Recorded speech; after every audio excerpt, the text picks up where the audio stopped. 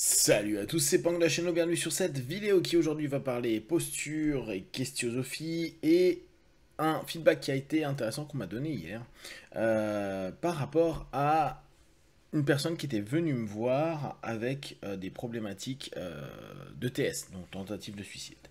Et euh, la personne qui me l'avait envoyé fait un autre système et c'était quelqu'un que j'avais eu en consulte. Alors, pour les personnes qui ne me connaissent pas très bien, j'ai une manière de faire de l'hypnose qui est très agressive.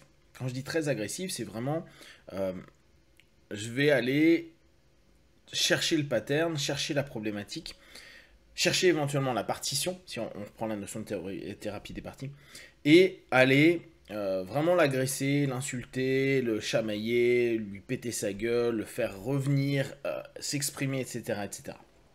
Ce qui fait que ça peut être quelque chose qui est assez dur et c'est pour ça que j'ai un cadre qui est assez strict parce que tout le monde clairement n'apprécie pas et tout le monde n'y voit pas forcément un bénéfice pour eux. Bien sûr, pensez bien et ça vraiment je le rappelle, quand vous avez des partenaires, créez un cadre le plus clean possible pour qu'ils sachent où ils mettent les pieds. Définissez clairement ce que vous faites, comment vous le faites, les compétences, les choses que vous attendez, les choses que vous ne faites pas, etc. pour que la personne puisse se dire, voilà, ce type d'énergie j'aime bien, ou ce type de cadre j'aime bien, ou c'est ce que j'attends, etc., etc. Parce que bah, ça permet vraiment de simplifier beaucoup de choses. J'ai donc eu cette personne donc, qui m'a été envoyée par cette thérapeute, qui a été donc une de mes partenaires par le passé, et elle lui avait dit, attention, tu n'y vas que si vraiment tu sens que tu as besoin d'être secoué et que bah, ça puisse rentrer dans ton cadre. Donc on est toujours dans la même chose dans ton cadre. La personne est venue, alors très sincèrement je me souviens plus du tout parce que c'est il y a des années, mais là j'ai eu un feedback qui était vraiment passionnant. La personne donc m'a détesté et a détesté la session. Euh, il semble que en ressortant, elle a eu un accrochage. Donc en plus, elle a associé une séance qu'elle n'a pas aimée à un accrochage de voiture qui n'était pas ok. D'accord. De ce qu'elle a pu faire comme feedback, elle dit bah, je me souviens pas de grand chose. Et surtout, je sais que bah, je me suis pas senti à l'aise parce que c'était hyper agressif, hyper énervé, etc. etc. Et j'ai pas été à l'aise. Ok. Au fur et à mesure de notre échange, parce on s'est pas mal, on a pas mal rigolé là-dessus, parce que elle-même avait vécu les mêmes choses où il y a des moments où elle me dit je rentrais et sur la route je me souvenais plus qu'une partie de ce qu'on avait dit.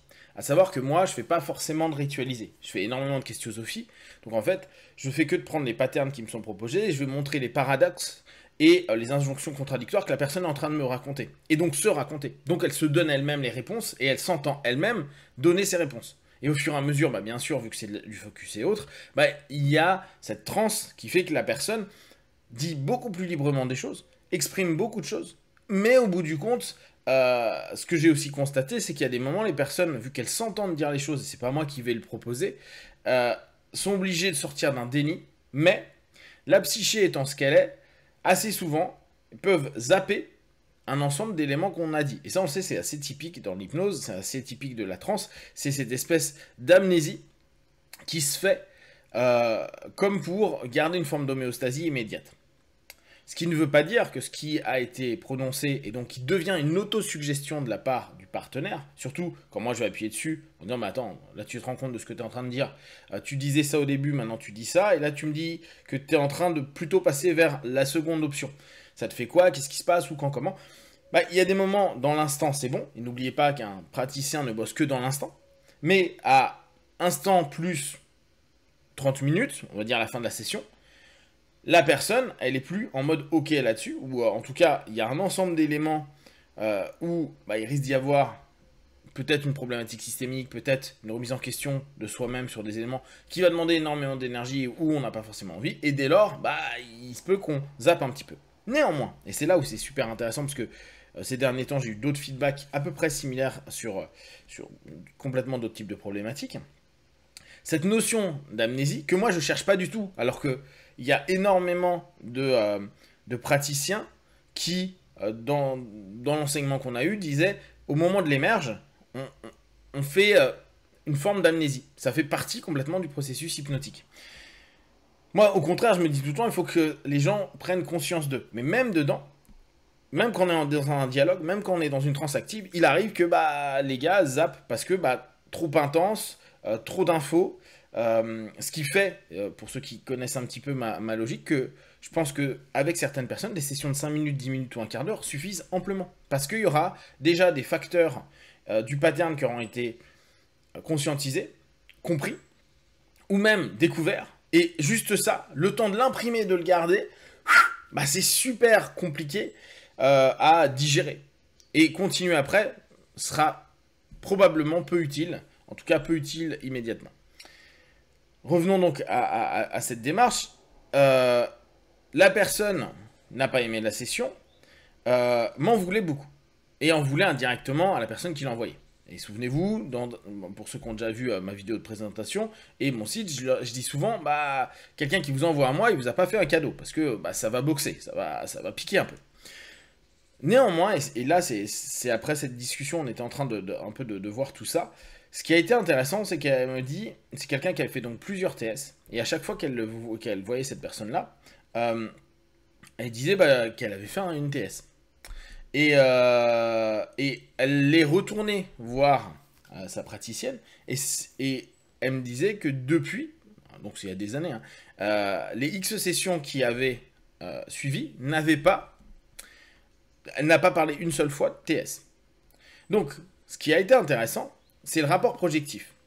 Et c'est là-dessus où je pense que c'est intéressant à se poser. Quand on est dans une posture, nous en tant que praticiens, alors moi je l'accepte encore plus facilement parce que c'est mon cadre, mais de façon générale, vous savez que vous êtes une surface projective. Vous êtes dès lors la personne qui peut être haïe, détestée, vous pouvez être tous les à cause d'eux, c'est de la faute d'eux, dans un cadre bien sûr thérapeutique, dans un cadre où le transfert est normal. Et cette notion de transfert est quelque chose de particulièrement utile. Alors, en revenant de cette conversation, je me disais, Freud à l'époque, il disait qu'il fallait arrêter la cure, l'accompagnement, au moment où il n'y a plus de transfert fait par le partenaire sur le praticien. Et moi, ça fait pas mal d'années que je suis un peu en doute là-dessus, dans le sens où, là par exemple, j'ai eu une session avec cette personne-là qui n'a pas aimé, qui ne s'en souvenait que partiellement, qui en plus a eu un accrochage, donc derrière, je suis là une expérience traumatique pour elle. Et paradoxalement, cet élément transférentiel de c'est un gros connard, c'est un mec abject, etc., devient potentiellement un élément qui fait que sa problématique n'est plus X ou Y par rapport à ses tentatives, mais un élément externe qui est le praticien, dans un cadre qui lui permet d'être en pleine expression d'elle-même, etc., et où cette haine, cette décharge de malaise ou de problématique ne devient plus elle par rapport à ce qu'elle ressent, mais l'autre dans un cadre qui est spécifique, celui de la thérapie, et ce transfert peut permettre de ne plus avoir ce poids de se dire c'est moi ou ma vie, etc., mais c'est lui, c'est à cause d'eux. Alors quand c'est pas dans un cadre thérapeutique et que c'est quelqu'un d'autre, ça peut être problématique, mais quand c'est un thérapeute qu'on trouve dégueulasse, nul, pourri, gna gna gna gna, après avec ce temps, ou qui t'a pas aidé, ou qui t'a trahi, ou que plein de choses, au bout du compte, ce n'est plus soi. Et dès lors, il y a un gros dépôt de contenu. Le thérapeute, lui, doit accepter cette notion transférentielle qui peut très bien être que les partenaires n'apprécient pas du tout. L'important étant qu'il n'y ait plus, ou en tout cas, il y ait moins, ou que la pathologie ou le symptôme ait diminué, bougé, transformé, voire disparu.